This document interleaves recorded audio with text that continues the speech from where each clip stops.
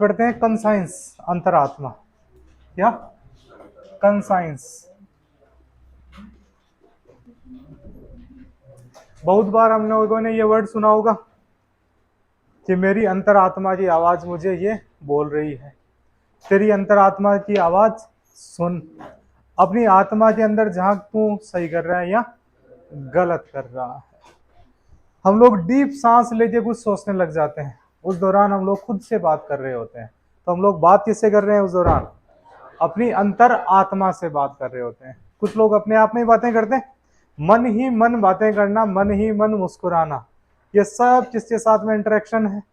अंतर आत्मा के साथ में। ये कंसाइंस के साथ में इंटरेक्शन है, जो कंसाइंस आपके अंदर रहती है। ठीक है, तो अंतर आत्मा बेसिकली हमारे अंदर की आवाज होती है, इनर वॉइस। अंतरात्मा क्या है? इनर वॉइस है, जो हमारी मदद तब करती है जब हम लोग कोई गलत कार्य करने जाते हैं। किसी गलत रास्ते पे हम लोग जा रहे होते हैं, उस दौरान हमारी अंतरात्मा हमसे बोलती है, तू गलत जा रहा है भैया, किधर जा रहा है? गलत जा रहा है, अब सही रास्ते पे आ जा, तेरे द्वारा ये काम सही नहीं किया जा रहा। तो वो जो आवाजें आती है अंदर से, वो बेसिकली क्या है? अंतर आत्मा है। बेसिकली आत्मा हमारे अंदर ही रहेगी, बाहर थोड़ी रहेगी। बाहर तो कोई और ही आत्माएं घूमती है, कि इसकी आत्मा घूम रही है, ये इसकी आत्मा घूम रही है, किसी को बोतल में बंद कर लो, किसी को घड़े में बंद कर लो, वो चीजें अलग होती है। ठीक है, और ये चीज अलग होती है। तो बेसिकली अंतरात्मा क्या है? एक अंदर की आवाज है, it is a inner voice. लिख लो, अंतरात्मा इनर वॉइस है, आंतरिक आवाज। आंतरिक आवाज ही अंतर आत्मा है। आंतरिक आवाज अंतरात्मा है। ये एक प्रकार का जागरूकता का भाव है, is a sense of consciousness. Sense of consciousness जागरूकता का भाव है, जिसके अंदर व्यक्ति अंदर झांक के जागरूक होता है कि मेरे द्वारा ये कोई भी कार्य किया जा रहा है, ये मॉरल है, इथिकल है, लीगल है, राइट है या नहीं है।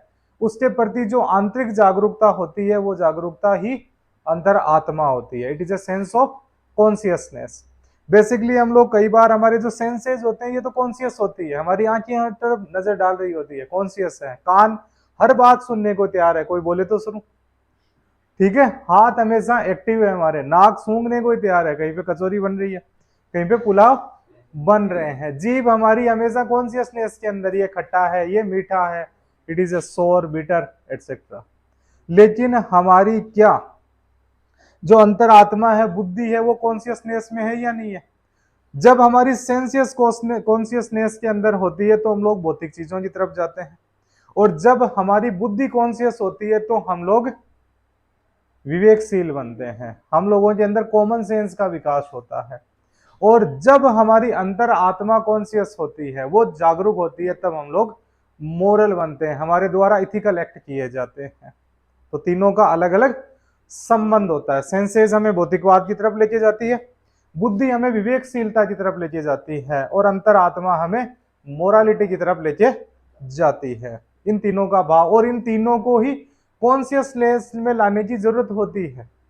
लेकिन जो इंद्रियां हैं उनको बैलेंस करने की जरूरत होती है, बुद्धि को ज्यादा कॉन्शियसनेस में लाने की जरूरत होती है, और अंतरात्मा को सबसे ही ज्यादा कॉन्शियसनेस में लाने की जरूरत होती है। तो it is a sense of consciousness. तो जब हमारी अंतरात्मा जाग जाती है तो वो अंतरात्मा बन जाती है। सोती हुई अंतरात्मा ही है, और जागी हुई अंतरात्मा ही वास्तव के अंदर अंतरात्मा है। वो मृत नहीं होनी चाहिए, वो क्या होनी चाहिए? जिंदा होनी चाहिए, जागरूक होनी चाहिए, जागी हुई होनी चाहिए। इसलिए गांधी जी ने अंतरात्मा के बारे में कहा है कि दुनिया के अंदर बहुत से न्यायालय हैं, और उन सब न्यायालयों से भी बड़ा एक न्यायालय है, वो न्यायालय है अंतरात्मा का न्यायालय। जब भी तुम्हारे सामने कोई भी दुविधा का भाव आए तो अपनी आंखें बंद करो और उस व्यक्ति का चेहरा याद करो जिस व्यक्ति को तुमने सबसे दरिद्र अवस्था के अंदर देखा है। फिर तुम उस दुविधा का निवारण कर लोगे। तुम्हारे द्वारा जो निर्णय लिया जाएगा उसके अंदर यह भाव होना चाहिए कि वह निर्णय उस सबसे दरिद्र अवस्था वाले व्यक्ति के लिए सबसे फायदेमंद होना चाहिए। तो सबसे बड़ा न्यायालय किसे कहा है गांधी जी ने? अंतरात्मा को कहा है। एक शेक्सपियर हुए, शेक्सपियर ने कहा it is a thousand swords, हजारों तलवारों के बराबर अगर किसी में ताकत है तो वो है अंतरात्मा के अंदर।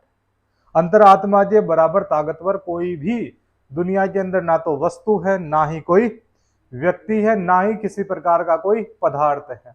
हम लोग बने तो पंचभूतों से हैं, लेकिन पंचभूत जहां पे एकत्रित होते हैं, the source of power of the पंचभूता, इट इज कॉन्शियस, कंसाइंस।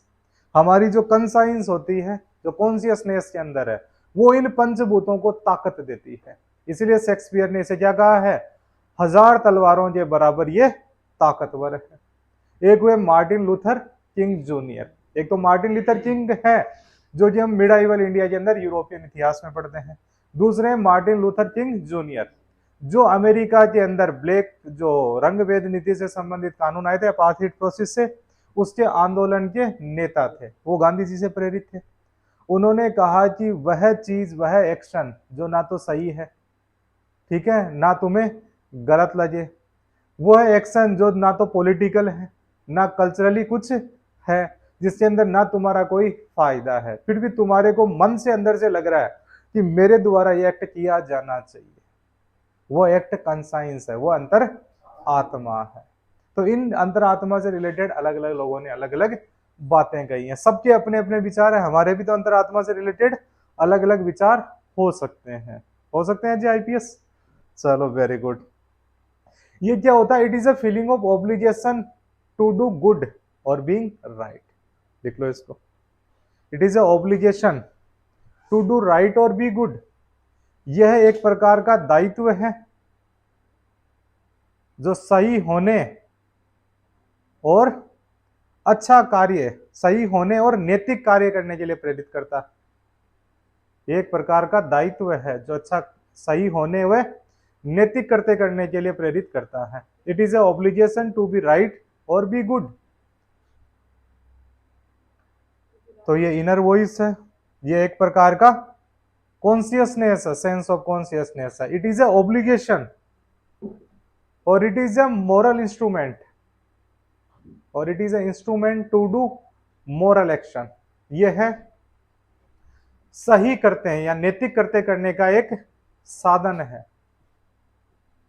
यह नैतिक करते करने का एक साधन है।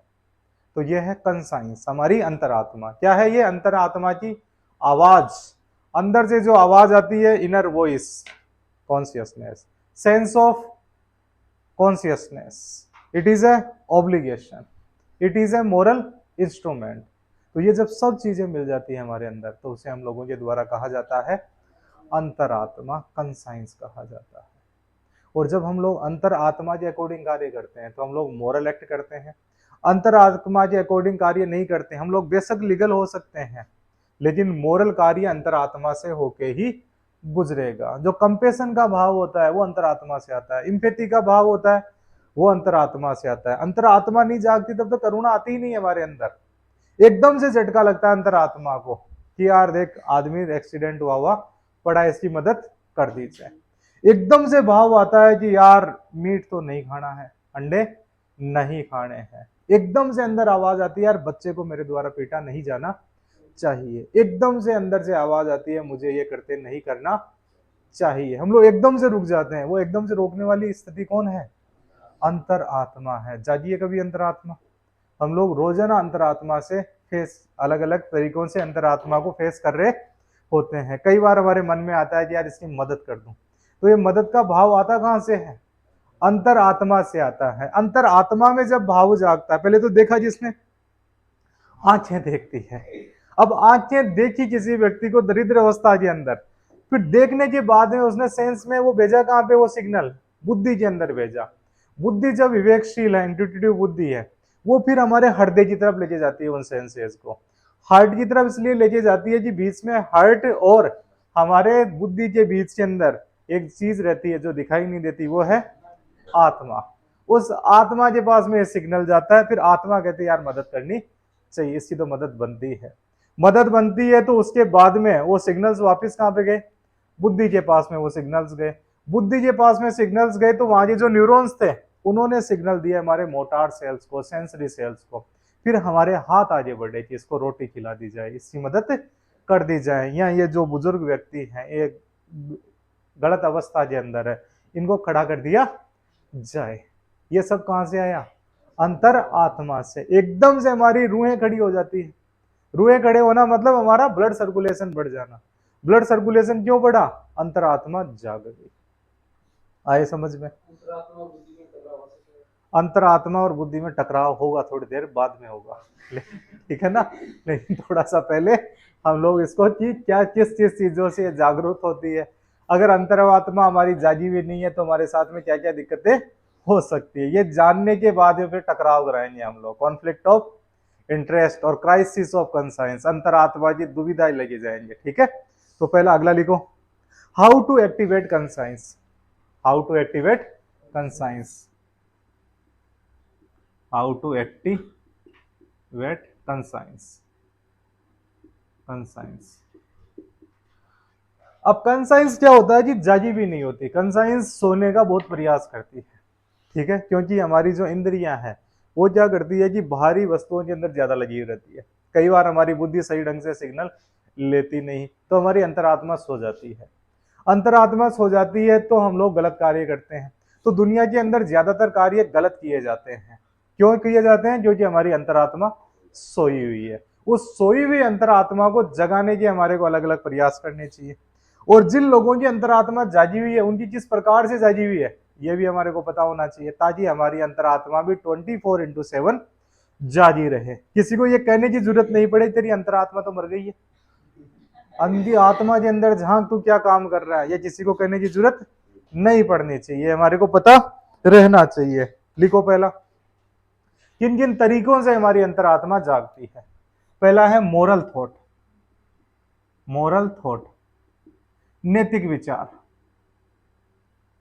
नैतिक विचार, अगर हमारे मोरल थॉट रहेंगे हमेशा आसपास में, मोरल थॉट सुन रहे हैं, हमारे द्वारा मोरली बोला जा रहा है, तो व्यक्ति जब ज्यादा ही ज्यादा मोरल बोल देता है तो अंत में उसकी अंतरात्मा जाग जाती है। ये एग्जाम्पल्स हम लोग नहीं लेंगे कि कुछ लोगों ने जैसे कि मोरल थॉट बोले और वो मन से अंदर से कुछ और होते हैं, बाहर से कुछ और होते हैं। ये कुछ एक्सेप्शंस हो सकते हैं, these are part of inorganic chemistry. बाकी ज्यादातर लोगों के द्वारा जैसे मोरल बातें बोली जाती है तो मोरल बन जाते हैं। जैसे कि अब बार बार हम लोग इथिक्स पढ़ रहे हैं, तो इथिक्स के दौरान हम लोग मोरल बातें बोल रहे हैं, मोरल बातें बोल रहे हैं तो हमारी अंतरात्मा जाग जाती है। कई बार हमें ये पता लग जाता है कि यार मेरे द्वारा ये जो काम किया जा रहा है ये गलत काम है। तो मोरल थॉट होने बहुत ज्यादा जरूरी होते हैं। मोरल थॉट होते हैं तो आपकी अंतरात्मा जाग जाती है। जैसे आपको पता लगता है कि अंतरात्मा के अंदर 1000 तलवारों की ताकत है, सबसे बड़ा न्यायालय अंतरात्मा, जो कोई पॉलिटिकल थिंग नहीं है, कोई भी राइट यानी कि आपके अधिकारों से संबंधित नहीं है, फिर भी वो सही है, वो अंतरात्मा है। सबसे बड़ा भगवान के बराबर किसी को दर्जा है वो है अंतरात्मा बराबर परमात्मा। तब हमारे को पता लगता है यार अंतरात्मा की तो सुननी चाहिए, सबसे ताकतवर अंतरात्मा है। तो ये जो मोरल थॉट आते हैं कि कर भला तो हो भला, मन के हारे हार है, मन के जीते जीत, अलग अलग प्रकार के हमारे थॉट में आते हैं। प्यासे को पानी पिलाया जाए, भूखे को खाना खिलाया जाए, बीमार की मदद की जाए, ये सब जब हम लोग रोज ही थॉट बोलते रहते हैं लगातार, तो एक दिन व्यक्ति क्या होता है, बोलता बोलता वास्तव के अंदर नैतिक बन जाता है। उसकी अंतरात्मा बार बार जागती है कि आपने कहा तो ये था, कर ये रहे हो, सुना तो ये था, कर ये रहे हो, फिर सुनी हुई बातें। इसलिए देखो बेसिकली ये चीज सुनना, हमारे घर के जो बड़े बुजुर्ग होते हैं या हमारी मम्मियां दादी साहब वगैरह होते हैं, ये लोग किसी संत महात्मा के सत्संग में जाके आते हैं या वहां का कोई सत्संग सुन के आते हैं। सत्संग सुनने आने के बाद में इनके द्वारा मोरल बातें बोली जाती है। कई बार इनके द्वारा बोला जाता है नहीं महाराज जी ने मना किया था, नहीं साध्वी जी ने मना किया था, ये हमारे द्वारा गलत काम किया जा रहा है। वो खुद भी मना करने लग जाती है और आज जो बाकी के लोग होते हैं घर परिवार के उनको भी मना करते हैं, क्योंकि मोरल थॉट सुन के आए हैं। वो सुनने के बाद में वो क्या हो जाते हैं, बार बार उनकी अंतरात्मा जागती है कि नहीं नहीं गाय के तो नहीं देनी है लाठी की, गाय दूध दे तो दे, नहीं तो नहीं दे, अगले दिन दूध दे देगी, बच्चे की पिटाई नहीं करनी। अपने को पता लगा तभी तो नहीं पिटाई करने लगे। तो आसपास में जब मोरल थॉट रहेंगे तो हम क्या हो जाएंगे, नैतिक। नेक्स्ट लिखो, इथिकल लिटरेचर। इथिकल लिटरेचर, नैतिक साहित्य, लिटरेचर। जब व्यक्तियों को नैतिक साहित्य पढ़ाया जाएगा तो अंतरात्मा जाएगी। गीता का पाठ कराओ, पुराण पढ़ाएं, ब्रह्म सूत्र पढ़ाए जाएं, या हमारे जो भी नैतिक ग्रंथ है भगवान बुद्ध के बारे में, भगवान महावीर के बारे में, गांधी जी के बारे के अंदर, ठीक है, कृष्ण भगवान के बारे में, श्री राम के बारे में, और भी धर्मों के जितने भी लोग, उन सब के बारे में जब पढ़ाया जाएगा, लिटरेचर ही अगर वैसा रहेगा, तो व्यक्ति की अंतरात्मा बार बार जागेगी। जैसे श्री कृष्ण की अंतरात्मा उस जमाने में ऐसे जागी थी, भगवान श्री राम की ऐसे जागी थी, तो हमारी भी अंतरात्मा एक दिन जाग जाती है। तो लिटरेचर भी आपका इथिकल होना चाहिए। तो हमारे आरएस और आईएएस के कोर्स के अंदर जो इथिक्स का चैप्टर डाले गए हैं, दीज आर बेसिकली लिटरेचर। ये ऐसा लिटरेचर डाल दिया गया जिस लिटरेचर को सुन सुन के हम लोग बेसिकली एग्जाम पास करने से पहले आते नैतिक हो जाते हैं। हमारे को पता लग जाता है क्या क्या चीजें नैतिक है, क्या अनैतिक है। बार बार हमारी अंतरात्मा जागने लग जाती है और हम लोग मदद करने वाले, sense of duty, sense of service जैसे नैतिक गुण हम लोगों में विकसित हो जाते हैं। कंपेशन का भाव हम लोगों में विकसित हो जाता है। हुआ जिससे ही है, इथिकल लिटरेचर सुन सुन के। तो इतना ज्यादा इथिकल लिटरेचर पढ़ा दिया जाए कि व्यक्ति की अंतरात्मा वास्तव में जाग जाए। नेक्स्ट लिखो, good company with moral people, या मोरल कंपनी, मोरल कंपनी। नैतिक संगठन, नैतिक संगठन, हमारे आसपास के अंदर जो लोग होने चाहिए वो मोरली और इथिकली हाई वैल्यूज वाले व्यक्ति होने चाहिए। ऐसी संगति के अंदर हम लोग रहते हैं तो हमारी अंतरात्मा और हम लोग इथिकली बेसिकली हो ही जाते हैं। अंतरात्मा उन लोगों की मरी हुई होती है जो कि गलत संगत के अंदर रहते हैं। इसलिए हमारे घर परिवार के द्वारा सबसे पहली बात जब हम लोग बाहर निकलते हैं, यही कहा जाता है संगत सही रखना। कई बार जैसे कोई बिगड़ जाता है तो उसे बने इसकी संगत ही खराब है। तो संगत का बड़ा असर पड़ता है। अगर आपके पूरे ही ग्रुप के अंदर सारे लोग, लगभग ज्यादातर लोग नैतिक हैं, तो आपके नैतिक होने की संभावना बहुत ज्यादा हो जाती है। इसीलिए कहा जाता है कि अगर आपके 10 लोगों के 10 लोगों के ग्रुप के अंदर 9 लोग करोड़पति बन गए हैं, तो ये समझो कि 10वें करोड़पति आप ही हो। वैसे ही अगर आपकी संगत के अंदर 9 लोग मोरली और इथिकली करेक्ट हैं, तो ये समझो कि आप कितने ही बुरे व्यक्ति हो, 10वें व्यक्ति, नैतिक व्यक्ति आप ही बनोगे। भगवान वाल्मीकि जी, पहले संगत गलत थी तो डाकू थे, संगत सही मिली तो सबसे बड़े महात्मा और साधु बन गए। अलग अलग हम लोग अलग अलग उदाहरण देखते हैं। जैसे इंद्रियां भोग लेने के लिए भगवान बुद्ध हमेशा ही तत्पर रहते थे, राजसिक भोग लेने में भगवान महावीर आगे रहे। फिर उनको लगा कि मेरी ये तो भौतिक तृप्तियां कंप्लीट हो चुकी है, नैतिक संगत मिली उन्हें, संगत मिली तो उन जैसा कोई महात्मा हुआ ही नहीं। तो संगत का असर पड़ता है, जैसी संगत रहती है। अगर संगत बुरी है तो सुयोधन भी दुर्योधन बन जाता है, और संगत अच्छी होती है तो किसी भी व्यक्ति के अंदर बेहतर गुण आ सकते हैं। संगत का असर बहुत ज्यादा इंपॉर्टेंट होता है। एक इसमें कॉन्फ्लिक्ट भी चलता है, ठीक है, चंदन विष व्यापत नहीं लिपटे रहते भोजन, कि अगर वास्तव में अगर आपके अंदर नैतिक गुण है, अगर अंतर आत्मा आपकी जागी हुई है, तो आपके बुरी कंपनी हो चाहे साथ के अंदर, फिर भी आप दूषित नहीं होंगे, दुर्जन व्यक्ति नहीं बनोगे। जैसे सबसे बड़ा उदाहरण होता है विभीषण का। विभीषण वैसे नाम नहीं रखते लोग, फिर भी वहां पे राक्षसी कंपनी थी विभीषण की राक्षसी कंपनी के बावजूद वो क्या रहे, नैतिक रहे, यानी कि वो नैतिकता पे चलने वाले व्यक्ति थे।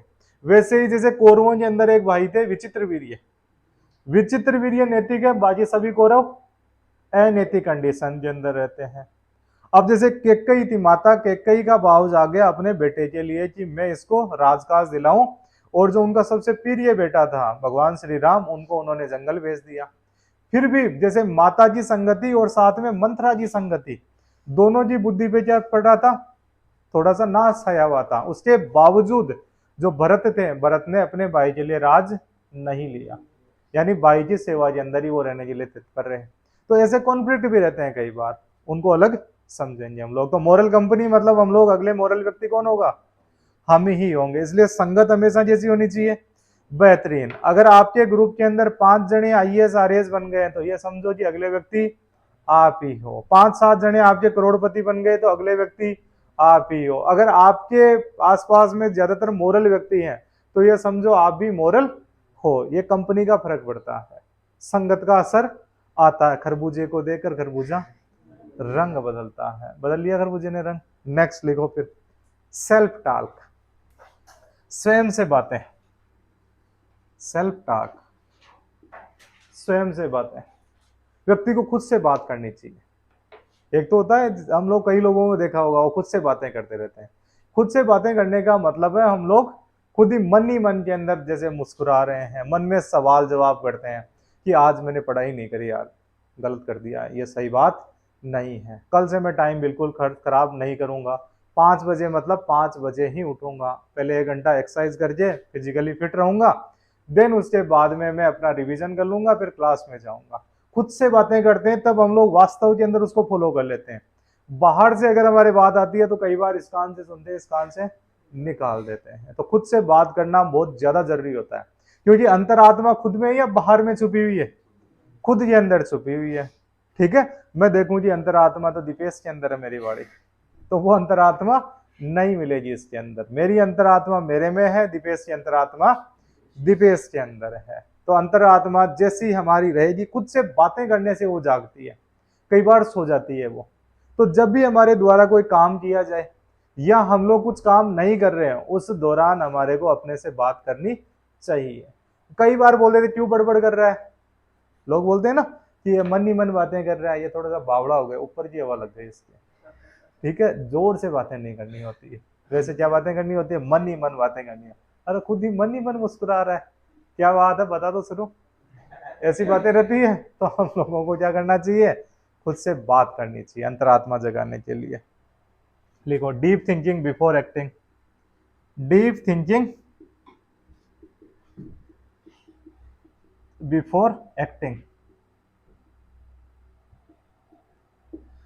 कार्य करने से पहले गहरा सोच विचार, कार्य करने से पहले गहरा सोच विचार करना चाहिए।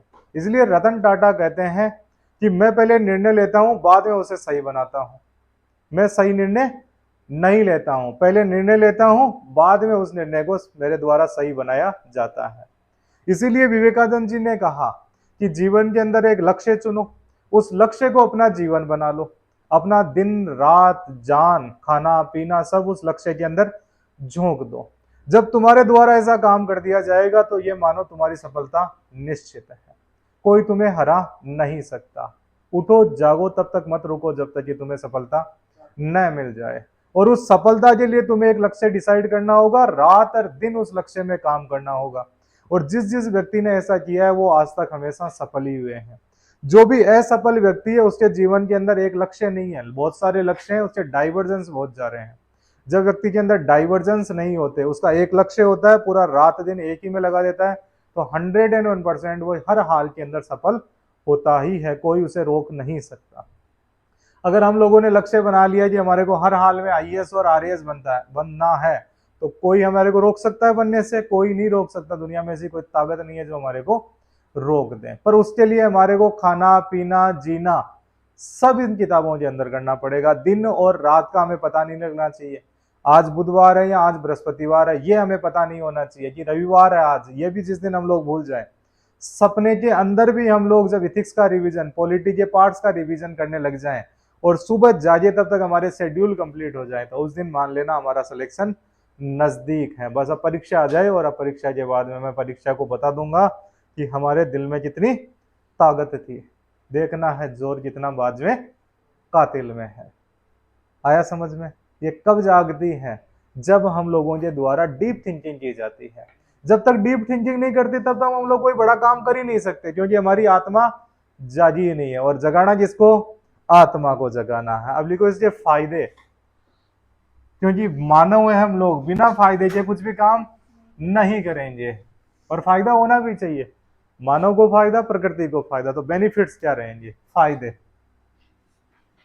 फायदे व्हाट आर द बेनिफिट्स? क्या क्या फायदे होंगे इसके? It leads to moral action, यह मोरल कृत्यों की तरफ व्यक्ति को बढ़ाता है, यह है नैतिक कृत्यों की तरफ व्यक्ति को बढ़ाता है। It leads to moral action. तो जब हमारी अंतरात्मा जागी हुई है तो हमारे एक्शन भी क्या रहेंगे? मोरल रहेंगे। तो मोरल रहेंगे मतलब हम लोग अनैतिकता से दूर रहेंगे। लिखो अनैतिकता से बचाव, protection from immorality, protection from immorality, अनैतिकता से बचाव। It makes us good human, ये हमें अच्छा व्यक्तित्व बनाती है, ये हमें अच्छा व्यक्तित्व बनाती है। It makes us good human. कई लोगों से सवाल पूछा जाता है कि आप जीवन में क्या बनना चाहते हो, तो उन लोगों के द्वारा कहा जाता है कि मैं जीवन में एक अच्छा इंसान बनना चाहता हूँ। बहुत सारे लोगों का लक्ष्य होता है। पहला हमारा लक्ष्य है आरएएस बनना या आईएएस बनना। उसके बाद में हमारे लक्ष्य छोटे मोटे और हो सकते हैं, भौतिक लक्ष्य हैं। बाद में हम लोग जब ये सब कुछ पा लेते हैं, उसके बाद में हम लोगों के द्वारा कहा जाता है कि मैं एक अच्छा इंसान बनना चाहता हूँ, मेरे में कुछ खामियां हैं मेरे व्यक्तित्व की, वो खामियां दूर करके मैं बेहतर इंसान बनना चाहता हूँ। तो भाई साहब, अगर आपको बेहतर इंसान बनना है तो आपकी क्या जगानी है? अंतरात्मा जगानी है। जिस दिन अंतरात्मा जाग गई उस दिन हम लोग बेहतर इंसान बन जाते हैं। कोई भी बुरा व्यक्ति है, बुरा व्यक्ति इसलिए नहीं है कि उसने बुरा काम किया है, वो बुरा व्यक्ति इसलिए है कि उसकी अंतरात्मा सोई हुई है। कोई भी अच्छा व्यक्ति इसलिए अच्छा नहीं है कि उसने अच्छा काम किया है, उसकी अंतरात्मा जागी हुई है। अंतरात्मा जागती है, व्यक्ति के द्वारा अच्छे काम किए जाते हैं। अंतरात्मा सो जाती है, व्यक्ति के द्वारा अनैतिक बुरे कृत्य किए जाते हैं। तो जगाना किसको है? अंतरात्मा को। क्या बनने के लिए? अच्छा इंसान बनने के लिए। तो व्यक्ति का अंतिम उद्देश्य होना चाहिए अच्छा व्यक्तित्व बनना। जब बेहतर व्यक्ति बनते हैं तो हम लोगों को याद रखा जाता है, हमारा जीवन ट्रू हैप्पीनेस के साथ में गुजरता है। हम बेहतर व्यक्ति नहीं है और जीवन में हम लोगों ने बहुत सारी भौतिक सफलताएं पाली, करोड़पति अरबपति बन गए, हम लोगों ने बड़े बड़े पद हासिल कर लिए, समाज में हमारे को 5,000 लोग राम राम करते हैं, फिर भी हमारे को वो खुशी नहीं मिलेगी, ट्रू हैप्पीनेस नहीं है। हम लोगों ने कोई बड़ी भौतिक सफलता नहीं प्राप्त की है, ना ही तो हम करोड़पति बने, ना ही अरबपति बने। बन गए तो वेल एंड गुड, नहीं बने तो भी कोई दिक्कत नहीं है। उसके बावजूद हम लोगों ने एक चीज को जगा दिया, वो है अंतरात्मा। अगर हम लोगों ने अंतरात्मा को जगा दिया तो एक तो हमारा जीवन ट्रू हैप्पीनेस के साथ में गुजरेगा, हम लोग एक सेटिस्फाइड जीवन जी के जाएंगे, और सेटिस्फाइड जीवन ही वास्तव में मोक्ष का मार्ग है। जो व्यक्ति सेटिस्फाइड होता है वही अपनी इंद्रियों का भोग ले पाता है। अनसेटिस्फाइड के लिए तो कितना ही खाना रखो, वो अनसेटिस्फाइड ही रहेगा। और जो जैसी अंतरात्मा जाग जाती है कि यार बस तृप्ति मिल गई, हमें बहुत कुछ, आनंद आ जाता है व्यक्ति को, और आनंद की स्थिति ही मोक्ष की स्थिति है। मोक्ष is ultimately A satisfaction, deep satisfaction आता है, और डीप सेटिस्फिकेशन आता है अच्छा इंसान बनने से। और अच्छा इंसान ही समाज के बेहतर काम आएगा। बेहतर आरएएस आईएएस राजनेता, बेहतर पिता माता दादा दादी पुत्र दोस्त, समाज में व्यापारी, ये कौन बन पाएंगे? बेहतर बेहतर इंसान बनना जरूरी होता है। पहले बेहतर आरएएस बनने से पहले बेहतर इंसान बनना जरूरी होता है, और वो इंसान बनता है व्यक्ति अंतरात्मा के जागने से। जाग गई अंतरात्मा। नेक्स्ट लिखो, protection from crimes and wrong doing. Protection from crimes and wrong doing, अपराधों से, अपराधों व गलत कृत्यों से बचाव। Crimes and wrong doing, protection from crimes and wrong doing. गलत करते नहीं करता व्यक्ति, उसे अंतरात्मा जाएगी तो क्रिमिनल नहीं बनेगा। क्रिमिनल नहीं बनेगा तो उसको न तो आन मिलो सजना से मिलना पड़ेगा, नहीं उसे घाट गेट जाना पड़ेगा या तिहाड़ जाना पड़ेगा। जिसकी अंतरात्मा सोई है वही जेल जाते हैं। कई बार अच्छे व्यक्ति भी पहुंच जाते हैं, अच्छे व्यक्ति पहुंचते हैं वापिस आ जाते हैं, उनके वहां पे भी दुख नहीं होता। जैसे गांधी जी की अंतरात्मा जागी हुई थी, देशभक्ति के लिए वो कहां पे रहे? जेल। तो जेल हमेशा ये नहीं होता कि जेल जाना अनैतिक हो गया है। क्रांतिकारी भी जेल जाते हैं, भगत सिंह भी जेल गए, महात्मा गांधी भी जेल गए थे। जेल जाना हमेशा अनैतिक नहीं होता है। गुंडे बन के हम लोग जेल जाएंगे वह अनैतिक है, और क्रांतिकारी बन के, आंदोलनकारी बन के जेल जाएंगे वो एक नैतिक करते हैं, वो अपने स्वतंत्रता के लिए जेल गए थे। ठीक, नेक्स्ट लिखो फिर। ये हमें हीन भावना से बचाता है, नो सेल्फ गिल्टी। हीन भावना से, नो सेल्फ गिल्टी, हीन भावना से बचाता है।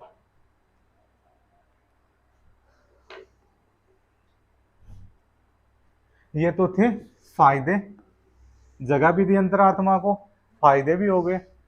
कई बार क्या होता है, अंतरात्मा जाग भी गई और नहीं भी जागी, जैसा हमारे साथ में हर सुबह सुबह होता है। हम जाग भी गए और नहीं भी चाहिए, 10 मिनट और, 10 मिनट और, 10 मिनट और।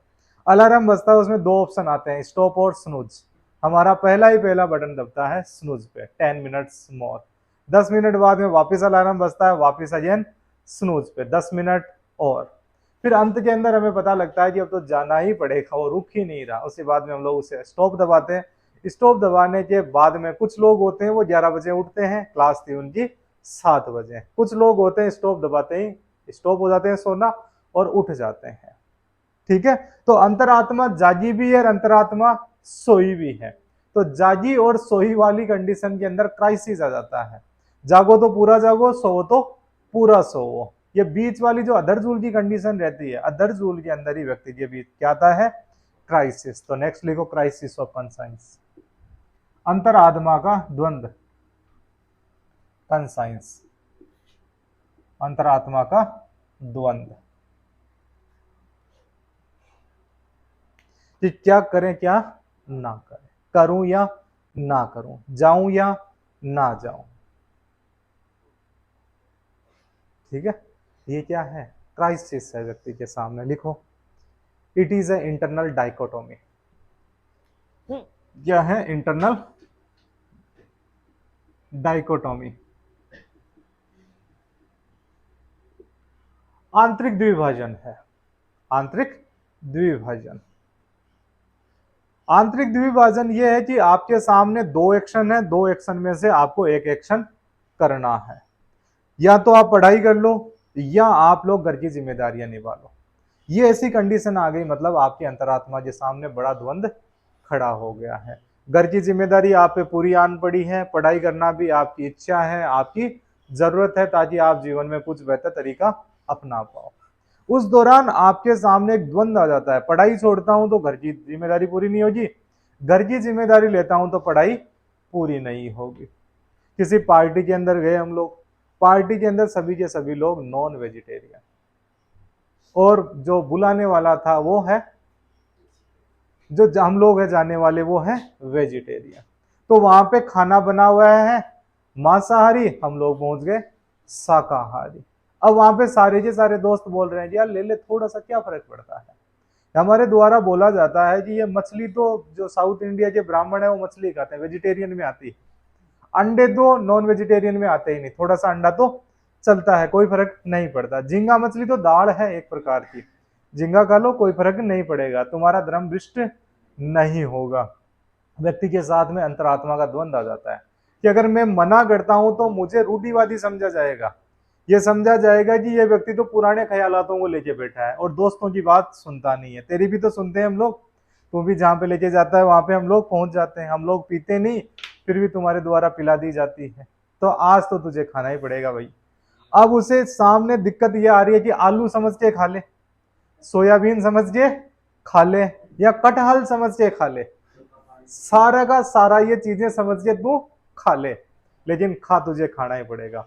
व्यक्ति खाए तो उसे लगे कि मैं तो बकरा काट रहा हूं, कि मैं मुर्गा काट रहा हूं, कि एक आने वाले जीव, जो अंडे के अंदर जीव था वो जीव खा गया, उसका गले में उतरे भी नहीं और वो दोस्तों को भी मना नहीं कर सकता। तो यानी कि इस कंडीशन को क्या बोला जाएगा, इंटरनल डाइकोटोमी आ गई, उसके साथ में अंतरात्मा का द्वंद आ चुका है। तो व्यक्ति कंफ्यूजन के अंदर आ जाता है, इसमें आ जाता है कंफ्यूजन में। लिखो, it is a moral dilemma और it is a situation of moral dilemma और confusion, situation of moral dilemma और कंफ्यूजन, कंफ्यूजन, ये नैतिक दुविधा और कंफ्यूजन की स्थिति होती है, ये नैतिक दुविधा और कंफ्यूजन की स्थिति होती है, जहां व्यक्ति को अपनी इच्छा के विरुद्ध कार्य करने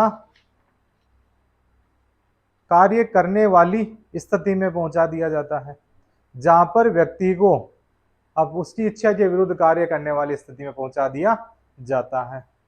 and person gets into a situation where he is to act against his will, जहां व्यक्ति को उसकी इच्छा के विरुद्ध कार्य करने वाली स्थिति में पहुंचा दिया जाता है।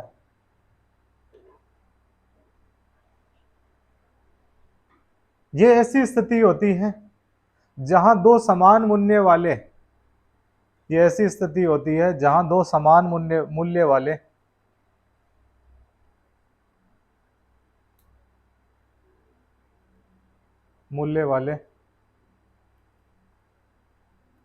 कार्यों के बीच में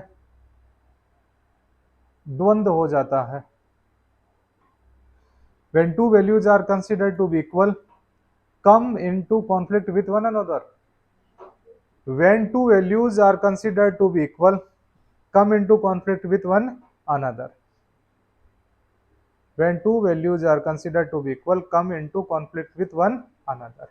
जब दो समान मूल्य वाली चीजें हैं, वो क्या considered to be equal, come into conflict with one another. Come into conflict with one another. ये आपस के अंदर एक दूसरे के विरुद्ध में आ जाती है। जब दो समान मूल्य वाले कार्य द्वंद्व की स्थिति में आ जाते हैं, ये ऐसी स्थिति होती है जहां इथिकल वैल्यू जजमेंट लेना मुश्किल हो जाता है। It is such a situation where it is hard to take ethical value judgement. यह ऐसी स्थिति होती है जहां इथिकल वैल्यू जजमेंट लेना मुश्किल हो जाता है।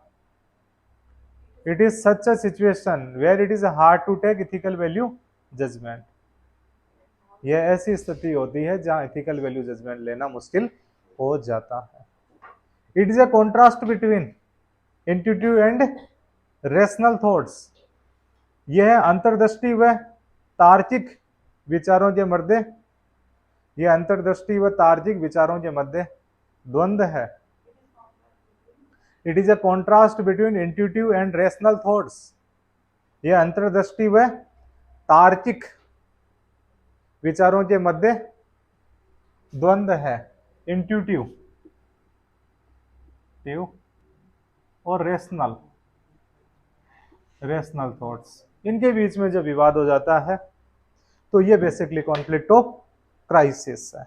इसके बारे में जितना लिखना था लिख लिया। अब इसको समझते हैं एग्जाम्पल से। किस किस एग्जाम्पल में कॉन्फ्लिक्ट ऑफ क्राइसिस तब आता है जब आपके अंदर दो समान विचार वाली चीजें एक साथ में चल जाती है। जैसे अभी बताया, पढ़ाई करें या घर की जिम्मेदारी निभाएं, ये दोनों कॉन्फ्लिक्ट है। जैसा जी एस्पिरेंट के संदीप भैया के साथ में हो जाता है, ऐसी सिचुएशन है। जैसा ही किसी व्यक्ति शाकाहारी व्यक्ति के पास साथ में मांसाहारी पार्टी में हो जाता है।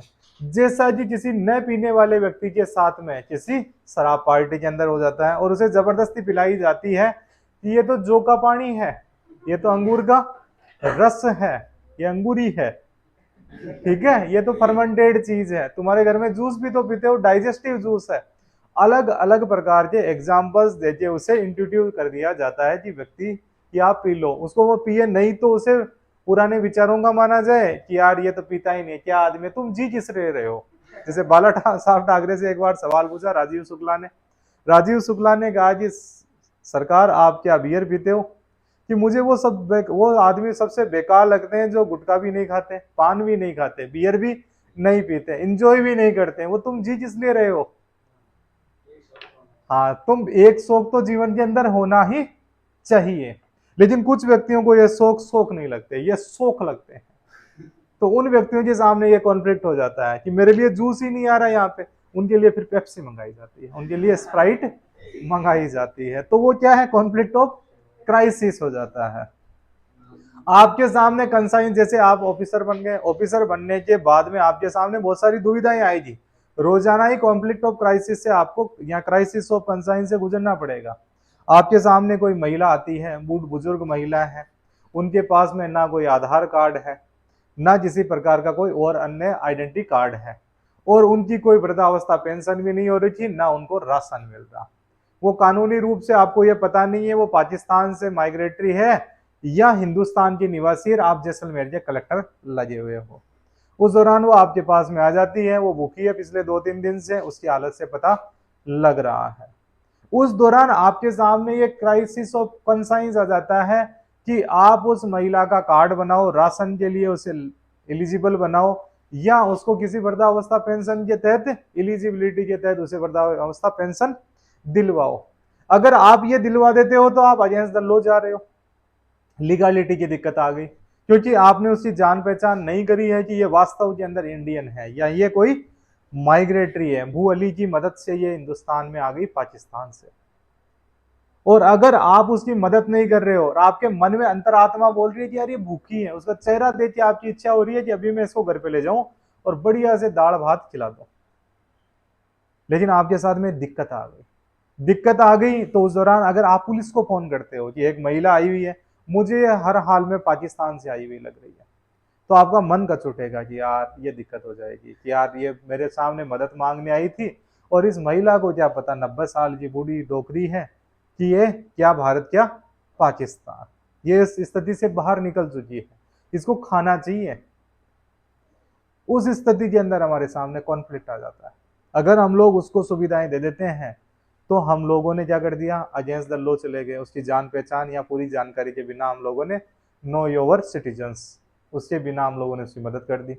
और मदद नहीं करते हैं तो आपकी अंतरात्मा को दुख होता है कि यार मैं मदद नहीं कर पाया, किस प्रकार से मैं अपनी बूढ़ी दादी को जवाब दूंगा जी, मेरे इसमें दादी का अक्स दिखाई देता है। किस प्रकार से मैं अपने बच्चों के सामने जाऊंगा कि मैंने एक बूढ़ी महिला की मदद नहीं कर पाया। उस दौरान व्यक्ति के सामने क्राइसिस ऑफ कंसाइंस आ जाता है। एक हाँ, ये भी, पर आपके सामने ये लग रहा है आपको कि ये हर हाल में पाकिस्तान से आई हुई है और आपका इंटरनल सिक्योरिटी का इश्यू भी है कि आप उसे खाना खिला रहे हो, बाद में अगर उसने कुछ गड़बड़ कर दी, वो स्लीपर से निकली तो कई सारे ऑप्शंस रहते हैं। आपका गला काट के चली गई तो, या वो कोई बम फोड़ गई तो, या आपके यहाँ से कोई डीप सोवेनिटी से रिलेटेड बहुत ही ज्यादा स्ट्रैटेजिकली हमारी जो सिक्रेसी थी उसको ले गई तो, अलग सारे सवाल निकलते हैं आप जब बॉर्डर स्टेट के कलेक्टर होते हो तो, ठीक है, या डिफेंस के अंदर आप जाते हो, उस टाइम आपके सामने ये सारे के सारे मैटर फेल हो जाते हैं वहां पे कि बिठाएंगे, ये रटे रटाई आंसर है, ठीक है। सिचुएशंस अलग होती है कि पहले आप माता जी खाना खाओ और सब चीजें हो जाती है, पहले व्यक्ति के द्वारा बुलाई जाती है पुलिस कि फटाफट आओ, फटाफट हर हाल के अंदर आओ और इसे पकड़ो, इसे पूछताछ करो, और वो वास्तव में पाकिस्तानी निकली और वो इंटेलिजेंस की और थी लेकिन 5 दिन से भूखी थी। ये सिचुएशन है, तब क्या करोगे, ये आता है सवाल, नहीं है क्या। उस दौरान हमारे सामने फिर हमारे सामने वो आंखें गुजरते हैं, वो जैसे आपने उसको पुलिस को पकड़वाया, उसे शोक लगा, शोक लगाते ही मर गई वो, तब आपकी अंतरात्मा और ही ज्यादा कचोटने लग जाती है। ये वास्तविक सिचुएशन होती है अंतरात्मा वाली। बाकी तो जब बड़े बड़े सवाल हैं जिसके अंदर हर कोई मास्टर आएगा, 5-4 चीजें बता जाएगा, ये ठीक है हो गया। डीप फीलिंग के अंदर जाओ। कौन सी फीलिंग में जाना है, डीप में, वास्तव के अंदर जब अंतरात्मा कब कचोटने लग जाती है अपने को। आपकी माताजी और आपकी पत्नी की बन नहीं रही, पहले दोनों माँ बेटी बनी घूमती थी, आजकल जो पत्नी है वो बोलती है कि सासू का मुंह मैं नहीं देखूं, सासू बोले कि मैं इस तेरी लुगाई है इसको मैं नहीं देखूं, ऐसे शब्द बोले जाते हैं। तो वहां पे ये दिक्कत आ जाती है व्यक्ति के सामने। माँ को छोड़ दे माँ अकेली है, पत्नी को छोड़ दे पत्नी भी अकेली है, छोड़े तो छोड़े जिसको, रखे तो रखे किसको, करे तो क्या करें और क्या ना करें, अलग सिचुएशन के अंदर व्यक्ति पड़ जाता है। तो व्यक्ति क्या करता है कि वो ऑफिस से ही लेट आता है कि मम्मी और जो मेरी वाइफ है दोनों लड़ती रहेगी, उस दौरान वो ढंग से काम भी नहीं कर पा रहा है। वो क्या क्या कौन सी सिचुएशन के, किस प्रकार से मैं इन्हें समझाऊं, दोनों ही समझने को तैयार नहीं है, एक मेरी मम्मी है एक मेरी पत्नी है, हर हाल में ही नहीं माने ये। तब व्यक्ति के सामने क्राइसिस ऑफ कंसाइंस आ जाता है। अगर वो नया घर लेता है तो अपनी माता को अकेला छोड़ देता है, अपनी माता को अकेला नहीं छोड़ता तो जिस व्यक्ति के साथ में वो प्रेम करता है, जीवन जिन्होंने जन्म जन्म का साथ है, हमारा तुम्हारा साथ में गाने गाए हैं, और दोनों का प्रेम भी बेहतरीन है कि तेरे बिना मैं नहीं रहूं, तू मेरे बिना तू ना रहे। उस सिचुएशन के अंदर वो व्यक्ति क्या करे, अपनी मम्मी से वो बेहतरीन प्रेम करता है कि मेरी माँ के बराबर कोई नहीं। फिर व्यक्ति के सामने दिक्कत आ जाती है, क्राइसिस ऑफ कंसाइंस में वो करे तो करे क्या, क्या नहीं करे, ये सिचुएशंस हो जाती है सामने व्यक्ति की।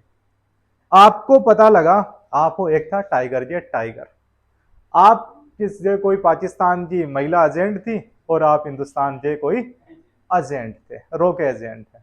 दोनों लंदन के अंदर मिले, लंदन के अंदर मिले, किसी रेस्टोरेंट में मिले, दोनों में प्रेम हो गया और वास्तव में आपके बीच में प्रेम हो गया। ठीक है, आप दोनों को पहले पता नहीं था कि आप दोनों ही एजेंट हो, बाद में आपको पता लगता है कि आप रो के एजेंट हो और आप आईएसआई के एजेंट हो। उस सिचुएशन के अंदर क्या होता है कि मिस्टर एंड मिसिज स्मिथ, अब उस सिचुएशन में करे तो करे क्या, करे तो क्या न करे। आपको ऑर्डर आया कि इस पर्टिकुलर व्यक्ति को आपको किल करना है, यानी मारना है। उस व्यक्ति के पास में ऑर्डर आया कि इस व्यक्ति को मारना है। आपकी जो ड्यूटी है, आपकी जो इंटेलिजेंस एजेंसियों की, जैसा कि मिस्टर एंड मिसिज स्मिथ के अंदर होता है, एक एंजेलिना जोली और ब्रैड पिट की मूवी है हॉलीवुड की, और एक था टाइगर के अंदर होता है। उस सिचुएशन के अंदर आपको क्या एक्शन लेना है, वहां पे कंसाइंस का टकराव होता है। अंतरात्मा बोल रही है यार मेरा प्रेम है ये, जीवन में पहली बार तो किसी से प्रेम हुआ और किसी ने मुझसे प्रेम किया।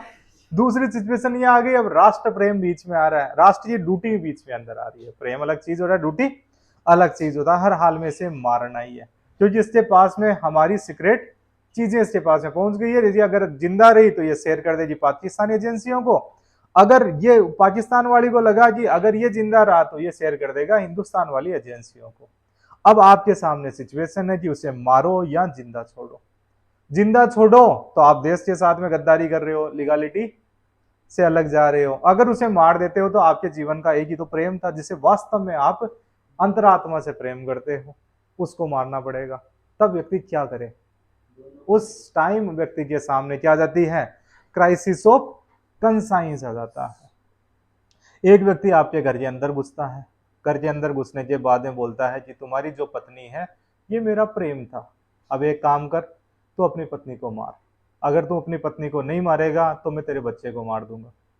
उस टाइम हमारे सामने कॉन्फ्लिक्ट आ जाता है कि हम क्या करें, कौन सा स्टेप लें। क्राइसिस ऑफ कंसाइंस, कितनी डीप सोच लें कि पत्नी को हमें मारना है या बच्चे को हमें बचाना है। अगले ने तो हमें ऑप्शन दे दिया, हमारा जो बच्चा था उसके यहाँ पे चाकू लगा दिया, दूसरे ने बंदूक लगा दी कि तेरे को मैं 10 तक गिनूंगा उल्टी गिनती, अगर नहीं माना 10 तक के तो बंदूक पकड़ और अपनी पत्नी को मार दे, नहीं तेरे बच्चे को हम लोग मार देंगे। आप अपनी पत्नी से भी गहरा प्रेम करते हो, अपने बच्चे से भी अपनी जान से ज्यादा प्रेम करते हो। इस सिचुएशन में आप करोगे क्या। ये सिचुएशन भी नहीं हो सकती कि मैं कूद जाऊंगा, कि मैं बिल्डिंग से कूद जाऊंगा तो वो मेरी पत्नी और मेरे बच्चे दोनों को मार देंगे। तब क्या करोगे, तब अंतरात्मा का क्राइसिस आ जाता है कि मुझे कौन सा डिसीजन लेना है। एथिकल वैल्यू जजमेंट क्या रहेगा, पत्नी को मार दूं ठीक है, या बच्चे को मार दूं, कि यार पत्नी से ठीक है मेरा वंश तो हो गया, आप पत्नी को मार देते हैं, ठीक है नई पत्नी आ जाएगी कोई दिक्कत नहीं है, बच्चे को मार देता हूं कोई बात नहीं दूसरा पैदा हो जाएगा। ऐसी सिचुएशन में नहीं सोच सकते हम लोग, दोनों से हम लोग प्रेम कर रहे होते हैं, तब हमारे सामने क्राइसिस ऑफ कंसाइंस आ जाता है। ये दिक्कतें रहती है हमारे सामने, अलग अलग एग्जाम्पल से हमें समझ में आया। कई बार हमारे सामने ये दिक्कत आ जाती है कि आपकी बेटी है, बेटी ने किसी दूसरी जाति के अंदर प्रेम विवाह कर लिया, आपकी पंचायत बेटी खाप पंचायत ने कहा कि कह तो अपनी बेटी को न्यातबारा कर दो, मारना नहीं है, मारना एक्सट्रीम हो जाता है, ठीक है। ऐसी सिचुएशंस भी आ जाती है, कई बार हम लोग कुछ खाप पंचायतों का देखते हैं, वहां पे कहा कि इसको न्यातबारा कर दो और ये जो लड़के के साथ में विवाह करी है ये कभी दिखना नहीं चाहिए। आप अपनी बेटी से बहुत ज्यादा प्रेम करते हो, आपके जिगर का वो टुकड़ा है, और जो लड़का है वो भी बेहतरीन लड़का है, कोई उसमें भी कोई ऐब नहीं है, उसमें एक ही ऐब है, वो दूसरी जाति का है। उस दौरान आपके सामने दो सिचुएशन आई, एक सिचुएशन तो ये कि आप अपने समाज में रहना चाहते हो, दूसरी सिचुएशन ये कि आप अपनी बेटी से प्रेम करना चाहते हो, उसका जैसे बेहतर घर परिवार देखना चाहते हो। उस दौरान आप क्या स्टेप लोगे, ये क्राइसिस ऑफ कंसाइंस है, क्योंकि आप समाज एक मान्यता व्यक्ति हो, समाज आप लीडर हो। जैसा क्राइसिस ऑफ कंसाइंस आया था केशव चंद्र सेन के सामने, केशव चंद्र सेन के सामने एक सिचुएशन आई कि कूच बिहार के राजा हैं, वो आपकी बेटी को पसंद करते हैं और आपकी बेटी अभी नाबालिग है, 14 साल की है, उसे विवाह कर लेंगे, 14 से कम साल की थी, उसे विवाह कर लेंगे। और दूसरी तरफ वो सामाजिकली नेता बन रखे हैं, पॉलिटिकली उनके द्वारा भाषण दिए जा रहे हैं कि बाल विवाह नहीं होना चाहिए, अगेंस्ट चाइल्ड मैरिज उनके द्वारा बातें की जाती है। अब केशव चंद्र सेन थे, उनके सामने क्राइसिस ऑफ कंसाइंस तो आया ही होगा, नहीं करूं तो ऐसा लड़का नहीं मिले, और कर दूं तो मेरे द्वारा जो पॉलिटिकल थॉट्स बोले जाते हैं उनके अगेंस्ट में जा रहा हूं मैं, तो ये क्या होती है, क्राइसिस ऑफ कंसाइंस। आपके घर पे आए बुआ जी, ठीक है ना, बुआ जी आ गए और दूसरे बुआ जी आ गए एक। अब उन्होंने कहा दोनों जी ट्रेन एक ही साथ में लेकिन अलग अलग जगह से जाना है। आप बीच में हो, एक ही ट्रेन है गांधीनगर से, दूसरे की ट्रेन है मेन रेलवे स्टेशन से। आप घर पे छोड़ने वाले, एक गाड़ी आपके पास में, एक बुआ जी आपको बहुत ज्यादा पसंद है, एक बुआ जी आपके पिताजी के खास है। उस सिचुएशन के अंदर पिताजी ने आदेश दे दिया, पहले मेरी इस बहन को छोड़ के आएगा तू, दूसरी बहन से बनती नहीं, दूसरे बुआ जी से आपकी बहुत ज्यादा बनती है। अब आपके द्वारा ये सिचुएशन आ गई कि किसको तो मैं रेलवे स्टेशन, दोनों की एक ही टाइम पे ट्रेन, इनको छोड़ूं तो ये रह जाए, पहले किसी ने बताया नहीं। अब आप लोग बोल दो जी पहले ही बता देते, एक को पहले छोड़ देना, इसको एक ही टाइम पे बोलेंगे दोनों, तभी तो क्राइसिस ऑफ कंसाइंस आता है। अगर ऐसी सिचुएशन होती तो क्राइसिस ऑफ कंसाइंस आता ही नहीं, अंतरात्मा का द्वंद आता। तब क्या डिसीजन लोगे आप? पापा का कहना नहीं मानते तो अगले दिन से गाड़ी बंद, खाना बंद और रहना बंद, सब चीजें बंद। अपने बुआ जी को नहीं छोड़ के आओ तो बुआ जी ने आप सबसे ज्यादा खास आपको मानते हैं, आपको गोद लेने की भी उन्होंने सोच रखी है, ठीक है। ऐसी सिचुएशन रहती है तो व्यक्ति जिसके सामने क्राइसिस ऑफ कंसाइंस में आता है, ये दिक्कतें आती है व्यक्ति के सामने। क्या प्रॉपर्टी उनके पास में, तब व्यक्ति क्या चला जाता है, अंतरात्मा के द्वंद में चला जाता है, क्या करूं या क्या न करूं। ये सिचुएशन रहती है। आप किसी व्यक्ति से प्रेम करते हो, आपकी इच्छा है कि मैं उससे विवाह करूं, लेकिन आपके सामने दूसरा ऑप्शन ये आया कि आप नौकरी लगते हैं, आपके पास में बेहतरीन ऑफर आ रहे हैं, उन ऑफर के अंदर, ऑफर का मतलब रिश्ते आ रहे हैं, रिश्ते आने के दौरान कोई बेहतरीन व्यक्तित्व का रिश्ता आपके सामने आ गया, घर बार सब बेहतरीन है, वो सब भी उस सिचुएशन के अंदर व्यक्ति क्राइसिस ऑफ कंसाइंस में चला जाता है कि जिस व्यक्ति के साथ है मैंने अमीर बनने के सपने देखे थे उससे ब्याह करूं, या जो नया व्यक्ति आ रहा है उसके साथ में करूं, कि परिवार चाहता है इसके साथ में कर ले, मैं चाहता हूं उसके साथ में। क्राइसिस ऑफ कंसाइंस ज्यादातर आजकल समाज के मैटर्स में यही आ रहे हैं, क्राइसिस ऑफ कंसाइंस। किसी ऑफिसर को बेटा ने बोल दिया कि पापा मैं बहुत ज्यादा राजी होऊंगा अगर आपने मुझे मोटरसाइकिल दिला दी, नई रॉयल एनफील्ड हिमालय आई है। पिताजी की इतनी सैलरी नहीं है, पिताजी किसी महत्वपूर्ण पद पर हैं, वहां पे वो रिश्वत को दूर से भगा देते हैं, रिश्वत खोर के तो नाम सीधा का सीधा एसईडी में लिखाते हैं और गले पड़ते हैं हर व्यक्ति के। बेटा खास है, बेटा नया नया कॉलेज जाने लगा है, बेटा से बहुत ज्यादा प्रेम करते हैं पिताजी। उस दौरान पिताजी के सामने ये सिचुएशन आ गई कि पिताजी अगर पैसे, और उसके पास में ऑफर भी आया हुआ है पिताजी के पास जिस पद पर है, कि आप एक काम करो, आपको मैं 4.5 लाख रुपए दूंगा, इस फाइल के अंदर आप नोटिंग कर देना और उसे आगे बढ़ा देना। एक सिंपल सा काम करना, लेकिन वो करप्शन के अगेंस्ट में, रेड ट्रिपिज्म के अगेंस्ट में, किसी प्रकार का भ्रष्टाचार, काला धन से उन्हें दिख सुहाता ही नहीं है। एक शब्द होता है सुहाना, सुहाता ही नहीं है। बेटा से बहुत ज्यादा प्रेम करते हैं, तो पापा का मन करे कि यार इसमें क्या फर्क पड़ेगा, केवल मेरे को एक साइन ही तो करना है, एक ब्रीफ लिखनी है, उससे 4.5 लाख रुपए आ रहे हैं, मेरा बेटा बहुत ज्यादा खुश हो जाएगा। कॉन्फ्लिक्ट चलता है कि मैं बेटे की खुशी देखूं या मेरे जो भी सिद्धांत है उन पे चलो। ऐसी सिचुएशंस आती है, इसे हम लोग कहते हैं क्राइसिस ऑफ कंसाइंस। अब क्राइसिस ऑफ कंसाइंस आती कैसे है, क्या क्या कारण रहते हैं, लिखो कारण, रीजंस, रीजंस, रीजंस, कारण। क्योंकि हर चीज का, धरती के अंदर दुख है, दुखों का कारण है तो निवारण है, निवारण है तो एक मार्ग है। 4 आर्य सत्य भगवान बुद्ध के, तो हर जगह वो काम आ सकते हैं। तो हम लोगों ने देख लिया कारण, कारण अब देखते हैं, कारण अभी देखा नहीं है। लिखो पहला, इकोनॉमिक हार्डशिप। कौन सा कारण है? आर्थिक तंगी, economic hardship, economic hardship. Basically ज्यादातर जो सरकारी अधिकारियों के द्वारा करप्शन किया जाता है वो इकोनॉमिक हार्डशिप के कारण ही किया जाता है।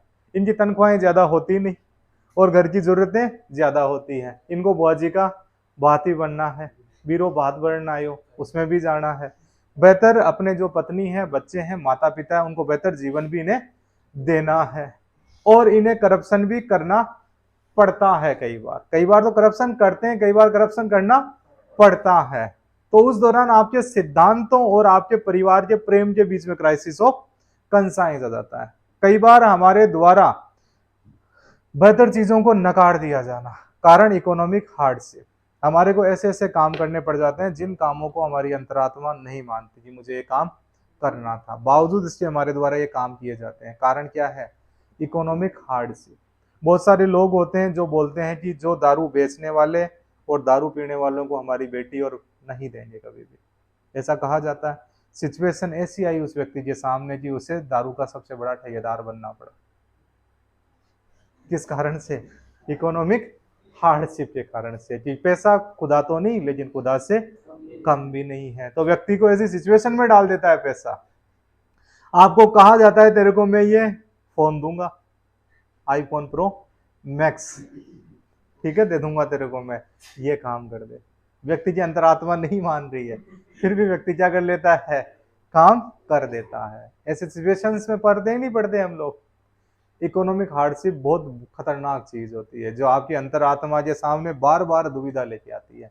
ज्यादातर जो अंतरात्मा की दुविधाएं हैं वो आजकल किस कारण से आ रही है?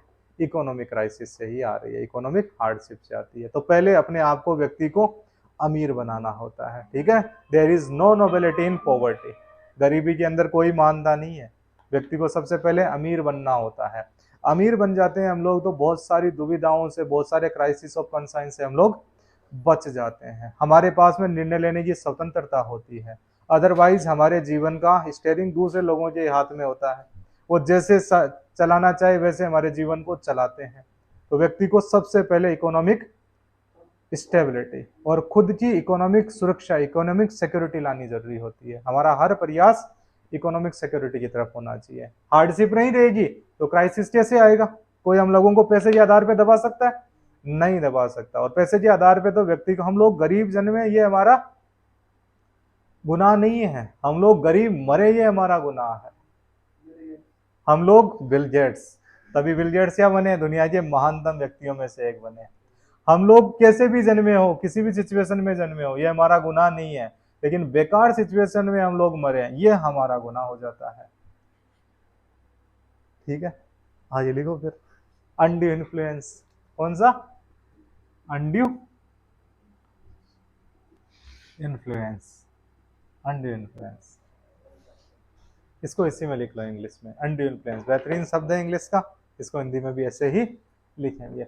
अनड्यू इन्फ्लुएंस का मतलब होता है कई बार कृतज्ञता और कृतज्ञता की स्थिति में व्यक्ति को डाल दिया जाता है कि आपकी सिचुएशन ऐसी होती है। सिचुएशन ऐसी होती है जैसे मम्मी और पापा के द्वारा ये बोला जाना, या घर परिवार वालों के द्वारा ये बोला जाना कि बेटा अब हम बूढ़े हो गए, हमारे लिए काम कर दे, अब तो ब्याह कर ले। बेसिकली हम लोगों की स्थिति इस पोजीशन पे, हमारे जो रिलेशन होते हैं वो इस आधार पे रिलेशन हुए होते हैं कि हम लोग उनको नकार नहीं सकते। तो नकार नहीं सकते तो हमारे द्वारा कई बार हमारी अंतरात्मा के विरुद्ध भी जाके हमारे द्वारा कार्य कर दिया जाता है। किसी व्यक्ति ने हमारी मदद की थी, जैसे कि गंगा जल के अंदर बच्चा यादव जी, साधु यादव ने मदद की थी। तो साधु यादव की जो फाइलें आती है बच्चा के पास में, उनको बच्चा कुछ भी हमेशा कच्चा ही रख देता है, उन पे कोई नोटिंग नहीं करता, आगे नहीं बढ़ाता, क्योंकि साधु यादव ने उनकी नौकरी लगाई थी। तो दैट इज अनड्यू इन्फ्लुएंस। कोई हमारे को रख लेता है, हमारी मदद कर देता है किसी बुरे समय के अंदर, फिर हम लोग उसके प्रति एक इमोशनली अटैच हो जाते हैं। कई बार व्यक्ति के द्वारा इमोशनली ब्लैकमेल करना, इमोशनली ब्लैकमेल होता है कि वो उस सिचुएशन के अंदर होता है कि ताकि हमारे द्वारा ऐसी बातें बोली जाए, मैं तुम्हारे साथ इसी आधार पर रिलेशन रखूंगा जब तुम्हारे बच्चे मेरा ये कहना माने या तुम लोग मेरा ये कहना मानो, अदरवाइज तेरा और मेरा कोई रिलेशन नहीं है। That is undue influence. वो उस पोजीशन के अंदर है जहां पे वो आपको इमोशनली ब्लैकमेल करना चाहते हैं। तो अगर कोई व्यक्ति आपको बोलता है कि मैं तुम्हारे साथ में इस आधार पे, शर्तों पे ही रिलेशन रखूंगा, हमारा प्रेम कंडीशनल रहेगा, उस व्यक्ति को टाटा बाय बाय जो भी कहना होता है डे फर्स्ट ही कह देना चाहिए कि भाई साहब थे थाकर में माक है, मैं थास्यु दूर कोनी, इतना ही कहने की जरूरत होती है हमें। अदरवाइज उस व्यक्ति के द्वारा हमें बार बार ब्लैकमेल किया जाता है, हमारे हर स्टेप्स को वो प्रभावित करते हैं और स्टेप्स को प्रभावित करके हमारी जिंदगी का नक्शा, दशा और दिशा बदल देते हैं। वो गाड़ी के स्टेयरिंग की तरह होते हैं, किधर ही मुड़वा देते हैं। जैसे जो को पैसेंजर होता है हमारा ड्राइवर सीट के पास में, कंडक्टर सीट वाला होता है, उसको ज्यादा ड्राइवरी का ज्ञान होता है। अब ब्रेक लगा, अब चौथा गियर डाल ले, अब पांचवा डाल ले, स्पीड कम कर, हॉर्न क्यों नहीं बजाया, इधर से कट क्यों नहीं मारा, उस लाइन में उस टोल वाली उस लाइन के अंदर ले जा, ऐसा ज्ञान होता है। वैसे ही हमारे जीवन के अंदर भी बहुत सारे को कंडक्टर होते हैं। ये कंडक्टर वही लोग हैं जो अंडर इन्फ्लुएंस रखते हैं हम लोगों पे। ये लोग हमारे जीवन को बार बार इधर मोड़ ले इधर मोड़ ले। अरे भाई साहब, आपका स्टेयरिंग है या मेरा स्टेयरिंग है? ड्राइवर सीट पे कौन है? मैं हूं, मुझे आता है तभी तो मैं ड्राइविंग सीट पे हूं। मेरा जीवन मुझे बेहतर तरीके से चलाना आता है। कहीं पे गलती कर रहे होते हैं वो अलग चीज होता है, अपने को गाइड करना ये होता है, कुचर नहीं करना। There is a big difference between guide and कुचरनी। एक वर्ड होता है, ठीक है। गाइड करते हैं उनका हम लोगों को कहना मानना चाहिए। गाइड तो जीपीएस भी करता है, वो पैसेंजर गाइड करे तब बेहतर है, कुछ नहीं करे वो गलत हो जाता है। समझ में आ गया? अनड्यू इन्फ्लुएंस, कि मैं मरने वाला हूं, मेरे लिए ये काम तो कर दे। अनड्यू इन्फ्लुएंस, तेरी मैंने मदद की थी, अब तो ये काम कर दे। हमारे द्वारा गलत काम करवा दिए जाते हैं, ठीक है। हाँ, भाई नहीं है क्या? ठीक है, भाई के लिए इतना तो बनता ही है। चल मेरे साथ में, कौन ही मत भाई, ठीक है। काने माने कुर, आगे बढ़ो फिर। Social political compulsion, social political compulsion, compulsion सामाजिक और राजनीतिक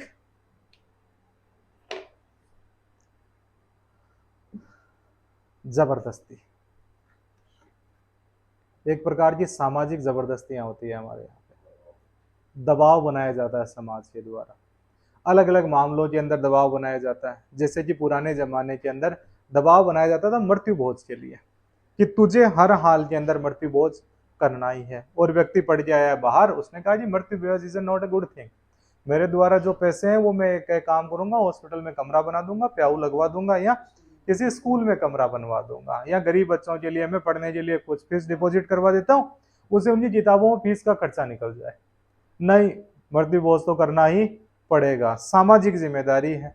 उस दौरान व्यक्ति क्राइसिस ऑफ कॉन्साइंस में जाता है, कि मैंने जो जो बातें बोली अपने यूनिवर्सिटी कॉलेज के अंदर, कि मैं हर कुरीति को मिटाऊंगा, कुरीतियों से दूर रहूंगा, सबसे पहला क्रांतिकारी मैं ही बनूंगा। क्रांति फुस हो जाती है वहां पे गांव में जाते, क्योंकि आपको सामाजिक जिम्मेदारियां भी निभानी होती है।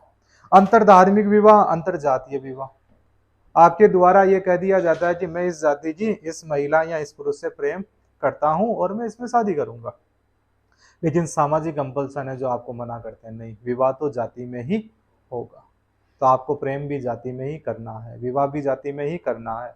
सामाजिक कंपल्सन होते हैं, हम लोग किसी दूसरी जाति के व्यक्ति की मदद कर रहे होते हैं, उस मदद के दौरान स्वयं की जाति के लोगों के द्वारा आना और ये कहना कि गवाही तो तेरे को अपनी जात वालों की देनी पड़ेगी, दूसरी जात वालों की गवाही दिया तो तेरे को तू गया, समाज से बाहर, न्यात बारह कर देंगे हम लोगों ने। मारा है तो मार दिया होगा, अपनी जात का था, मार दिया तो मार दिया, ऐसी बातें बोली जाती है। तो व्यक्ति बात के अंदर पीछे हट जाता है कि यार भाई मेरे साथ था ना, गवाही दे के अंदर हॉस्टाइल हो जाते हैं, व्यक्ति मना कर देते हैं, उसी अंतरात्मा कचोटती है। लेकिन फिर भी क्या हो गए, क्राइसिस के अंदर पड़ गए, सामाजिक कंपल्सन होता है। दहेज के लिए सामाजिक कंपल्सन बनाए जाते हैं, तेरे को इसलिए कितना इतना बड़ा इसलिए किया हम लोगों ने, पढ़ाई का खर्चा था बेटा, जो तेरे को जॉर्जिया भेजा था, 40 लाख रुपए एमबीबीएस के आए हैं और पढ़ाई कराई है, तब तू डॉक्टर बना है। डॉक्टर बना है तो हम लोग तो चाहेंगे वहां पे ब्याह करेंगे और टीका भी लेंगे और दहेज भी फुल लेंगे, गाड़ी तो लेनी है, बच नहीं सकता तू। और क्या चीजें सीख के आया, दहेज नहीं लूंगा, दहेज नहीं लूंगा, फालतू की बातें यहाँ पे नहीं चलेगी। पहले ये ले, एक काम कर, तू वापिस उस पोजीशन में, अगर डिग्री इधर दे दे तू, मेडिकल का ज्ञान हमें वापिस दे दे और घर से निकल जा, कोई जरूरत नहीं, ऐसा तो नाच होगा, नहीं जन्मे तो ये अच्छा था। इस प्रकार की बातें कह दी जाती है, तो व्यक्ति कॉन्फ्लिक्ट में आ जाता है कि यार मैं दहेज लूं तो मैं समाज के अंदर गलत व्यक्ति, अपने सिद्धांतों से कॉम्प्रोमाइज कर रहा हूं, नहीं लूं तो इधर मम्मी और पापा लेना ही पड़ेगा हर हाल के अंदर, ठीक है ना। ये क्या है, सामाजिक कंपल्सन होता है। राजनीतिक कंपल्सन, आप कहीं पे कलेक्टर लगे हुए हो, कलेक्टर साहब के पास फोन आता है कि दंगे तो भड़क गए हैं, सही बात है, लेकिन ज्यादा कार्रवाई मत करना, चुपचाप बैठा रहा, जैसा कि हम लोगों के द्वारा नाइक फिल्म के अंदर देखा जाता है। जो वहां पे डीजीपी हैं वो बोल रहे हैं कि साहब यहाँ पे मुख्यमंत्री को फोन करते हैं और बोलते हैं कि साहब यहाँ पे दंगे भड़क चुके हैं, इन दंगों को मैं रोकता हूँ, 2-4 लट पड़ेंगे तो ये भग जाएंगे, स्टूडेंट ही भग जाएंगे, और ये जो बस यूनियन वाले ड्राइवर है ये भी भग जाएंगे। उस दौरान जो मुख्यमंत्री अमरीश पुरी उनके द्वारा कहा जाता है कि जो ड्राइवर है वो मेरी उस जात वाला है जो हमारी पॉलिटिकल पार्टी को सपोर्ट करते हैं, स्टूडेंट वो है जो हमारे पॉलिटिकल पार्टी के लिए कार्यकर्ता काम करते हैं। दो चार मरेंगे, कुछ बसें जलेगी, इंक्वायरी बोर्ड बिठा देंगे, उसके बाद में निस्तारण हो जाएगा। उस व्यक्ति के द्वारा जो फोन होता है वो फेंक दिया जाता है कि अगर मैं नहीं करता तो मेरी अंतरात्मा का चोट रही है, कि मेरे को यहाँ पे ये जान माल की हानि होने से बचाना मेरी जिम्मेदारी थी। अगर मैं एक्शन ले लेता हूं तो मैं हायर ऑफिशियल से ऑर्डर फॉलो नहीं कर रहा। उस दौरान व्यक्ति के सामने क्राइसिस ऑफ कंसाइंस आ जाता है। पॉलिटिकल कंपल्सन बहुत ज्यादा होता है सरकार की नौकरी के अंदर, क्योंकि जैसे ही हम लोग प्रशासनिक पदों के अंदर जाते हैं, प्रशासनिक पदों में आपके ऊपर कौन है? राजनीतिक कार्यपालिका है। राजनीतिक कार्यपालिका का इंटरफेरेंस रहता है। राजनीतिक कार्यपालिका के द्वारा धरना प्रदर्शन किया जाना, राजनीतिक कार्यपालिका तो आदेश देगी, राजनीतिक लोगों के द्वारा धरना प्रदर्शन किया जाना और आपके जो निर्णय है उनको बदलवा देना, ये एक नहीं होने देंगे, कर लो कुछ भी आप। तो उस दौरान व्यक्ति की अंतरात्मा के साथ में डिसीजन गलत हो जाते हैं। कई बार व्यक्ति होता है उसे गलत व्यक्ति का भी साथ देना पड़ता है, गलत निर्णय भी लेने पड़ते हैं। कारण क्या रहा? ये राजनीतिक कंपल्सन। अगला लिखो, ब्लैकमेल। ब्लैकमेल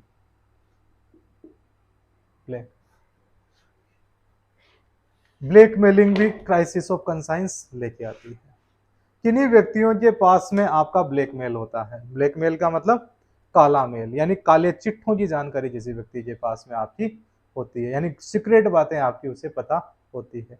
सीक्रेट बातें पता होती है और बार बार आपके उसके द्वारा मेल भेजा जाता है या संदेश भेजा जाता है कि तू इस अकॉर्डिंग काम कर, ऐसा नहीं किया तो मैं उन जो सीक्रेट चीजें हैं उनको मैं सार्वजनिक कर दूंगा या कर दूंगी। तब व्यक्ति के द्वारा अपनी अंतरात्मा के विरुद्ध जाके भी कार्य किया जाता है। जैसा कि अभी एक सीरीज आई थी स्पेशल ऑपरेशन 1.5, उसमें क्या होता है, एक व्यक्ति हनी ट्रैप में फंस जाता है। हनी ट्रैप का मतलब आपके सामने शहद जैसा माहौल बनाना और आपको लगना कि ये शहद ही शहद है, जिंदगी भर ये शहद रहेगा, इसका उपभोग मेरे द्वारा कर लिया जाए। और जैसे जिस शहद के अंदर मकोड़ा फंसता है, चींटी फंसती है, वैसे ही हम लोग उस शहद में फंस जाते हैं।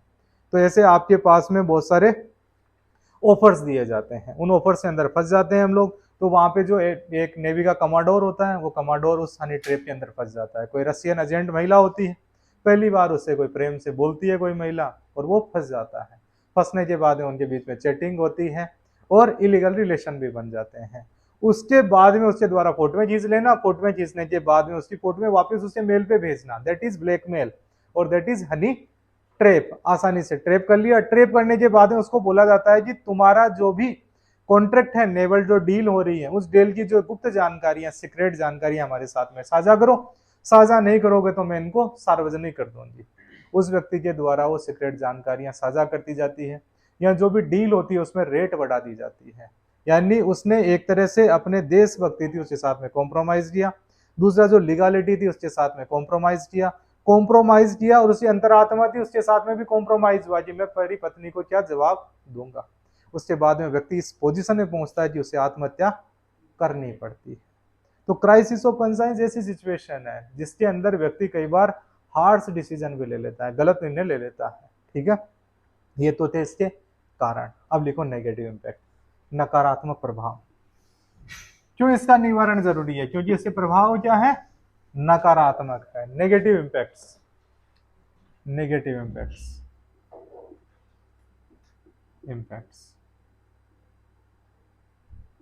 Negative impacts. पहला लिखो, हैम्पर इथिकल वैल्यू जजमेंट। यह है इथिकल वैल्यू जजमेंट को प्रभावित करता है।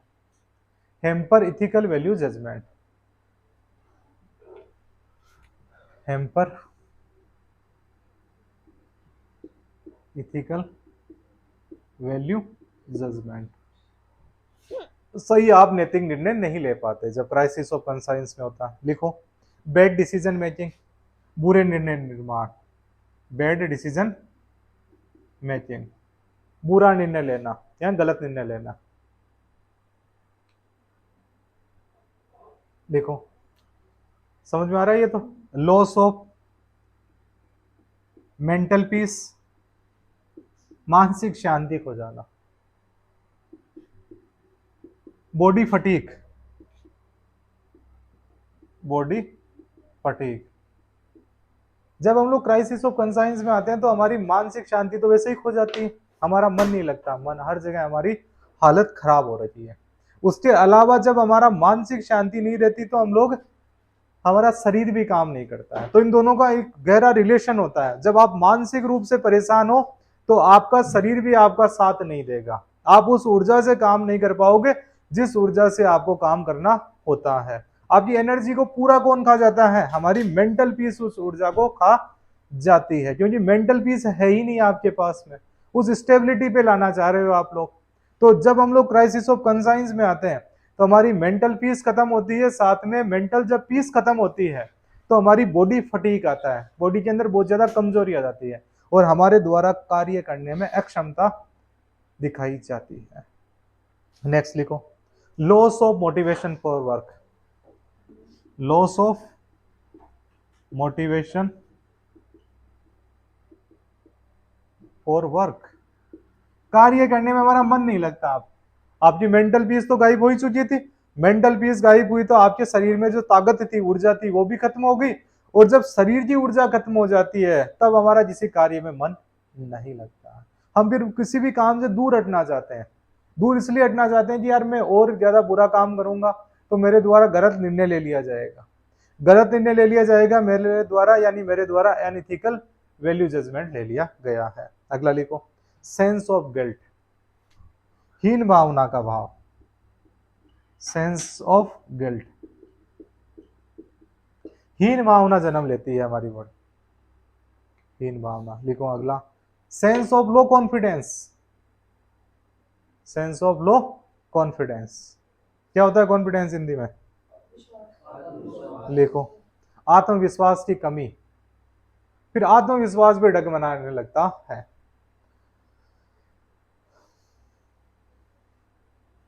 अब ये सारी गलतियां हो गई हमसे, क्या क्या नकारात्मक प्रभाव हुए, अब इसका क्या करना है? हमें निवारण करना है। लिखो, निवारण, रिजोल्यूशन। कैसे बचा जाए क्राइसिस ऑफ कंसाइंस से? How to solve this crisis of conscience, how to solve या रिजोल्व, कैसे किया जाए रिजोल्व? अब इसका निवारण जरूरी है। निवारण का सबसे बेहतरीन तरीका होता है उसे जानना। फर्स्ट लिखो, रिकॉग्निशन, जानकारी, कि वास्तव में हमें यह पता होना चाहिए कि मेरे साथ में भी क्राइसिस ऑफ कंसाइंस आ रखा है। कई बार व्यक्ति को पता ही नहीं होता कि मेरे क्राइसिस ऑफ कंसाइंस है क्या, वो सुनपात के अंदर ही घूमता रहता है।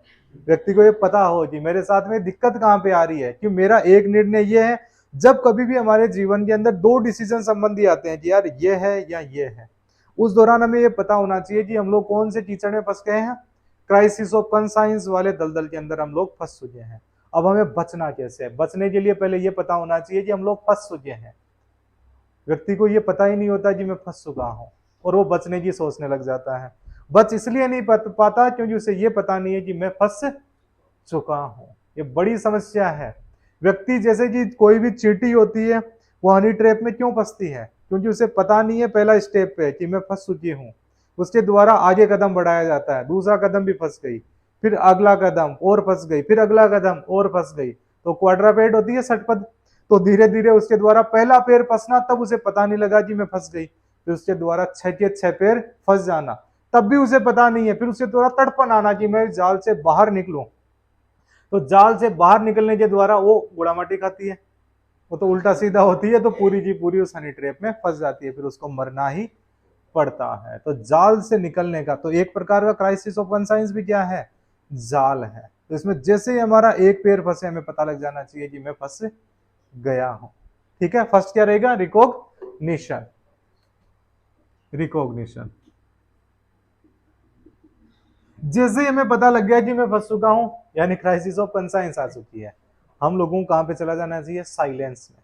नेक्स्ट लिखो, साइलेंस, साइलेंस, कीप साइलेंस। अब साइलेंस का ये मतलब नहीं है कि मैं जिससे बोलूंगा नहीं, एकांत में चले जाओ। जब व्यक्ति एकांत में जाता है तो वो किससे मिलता है?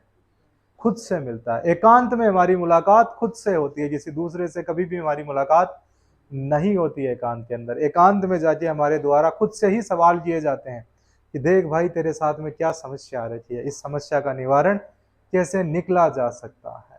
ठीक है, तो साइलेंस मतलब चुप हो जाओ, बोलना नहीं होता है हमारे, और एकांत में चले जाना मतलब सॉलिट्यूड, सॉलिट्यूड एकांत। वहां पे फिर व्यक्ति अपनी अंतरात्मा से मिल सकता है, अदरवाइज उसके पास में ऑप्शन नहीं है अपनी अंतरात्मा से, क्योंकि बाहर तो लोगों से, अब जब हम लोग इतने सारे लोग बैठे हैं तो इस दौरान हम लोग अंतरात्मा से मिलेंगे या आप लोगों से मिलेंगे? सब लोगों से मिलेंगे हम लोग। और अंतरात्मा से मिलने का जगह कहां पर होती है? एकांत। इसीलिए हमारे को कहा जाता है मेडिटेशन करो। मेडिटेशन करते हैं उस दौरान हम लोग हमारी अंतरात्मा से मुलाकात कर रहे होते हैं। उस दौरान हमारे को कहा जाता है कि खुद पे ध्यान लगाओ, एक चीज पे ध्यान लगाओ। वो एक चीज हम लोगों का वह बिंदु है जो हमारे को हमारी अंतरात्मा तक पहुंचाता है। और जब हम लोग हमारी अंतरात्मा तक पहुंच जाते हैं तो हमारी कुंडलिनियां जागृत हो जाती है। कुंडलिनियां जागरूक हो जाती है तो हमारा जो फ्लूइड का सिस्टम होता है वो बेहतर बन जाता है।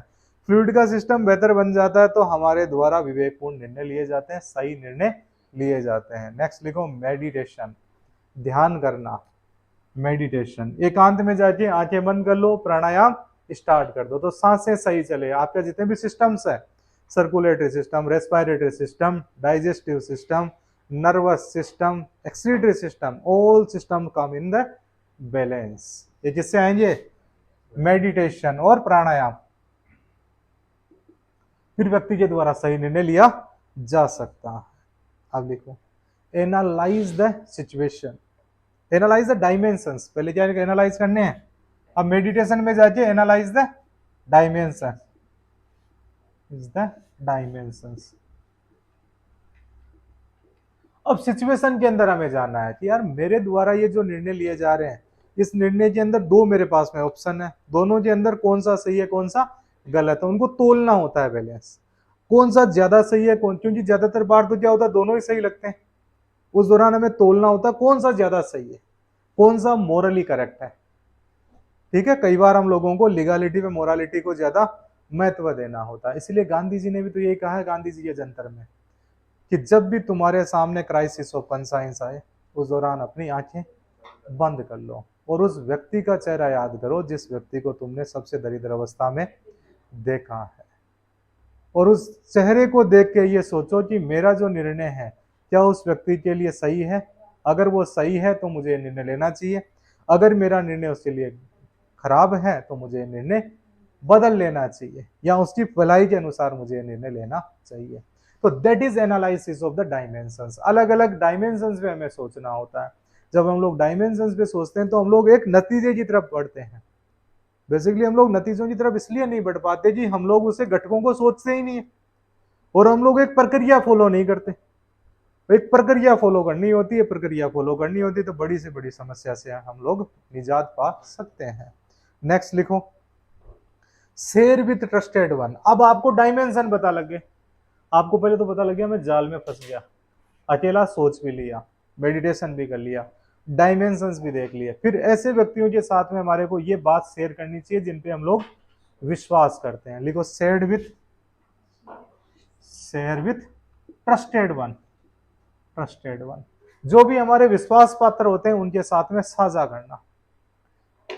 कोई भी विश्वास पारिवारिक सदस्य हो सकता है, बाहरी सदस्य हो सकता है, दोस्त हो सकते हैं, जिनके साथ हम लोग हमारी इन बातों को साझा करते हैं। उसमें ये पता होता है हमारे विश्वास पात्र में ये और को नहीं बताएगा या मेरी सिचुएशन का मजाक नहीं उड़ाएगा, उसके द्वारा मुझे गलत सलाह नहीं दी जाएगी। तो ये व्यक्ति होते हैं विश्वास पात्र व्यक्ति। विश्वास पात्र की पहचान करना भी जरूरी होता है। कई बार हम लोग गलत व्यक्ति के साथ में साझा कर देते हैं। गलत व्यक्ति के साथ साझा करना मतलब ऑलरेडी हम लोग एक जाल में फंसे हुए थे, दूसरे जाल में और फंस गए, ये भी सिचुएशन रहती है। उस दौरान विश्वास पात्र व्यक्ति की हमें समझ होनी चाहिए। ठीक है, तो शेयर विथ ट्रस्टेड वन। उसके बाद में नेक्स्ट लिखो अगेन एनालाइज, अगेन एनालाइज। दोबारा इस पे एनालाइज करो, अगेन एनालाइज। एक मिनट, हेलो, हाँ बताइए।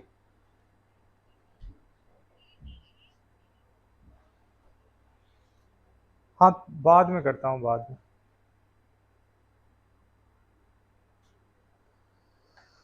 क्या बताया? Analyse then take decision, take decision again analyse then, again analyse then take decision, take steps. लिखो कदम आगे बढ़ाओ, कदम आगे बढ़ाओ, टेक स्टेप्स। हमें कदम आगे बढ़ाने होते हैं। अब हमारे को इसका सॉल्यूशन की तरफ बढ़ना होता है एनालाइज करके। सॉल्यूशन करते टाइम में हमें दो तीन बातें याद रखनी होती है। पहला लिख लो, इक्विटी एंड जस्टिस, समता व न्याय। किन किन बातों को ध्यान रखना होता है? समता व न्याय, कि हमारा जो डिसीजन जिस तरफ हम लोग जा रहे हैं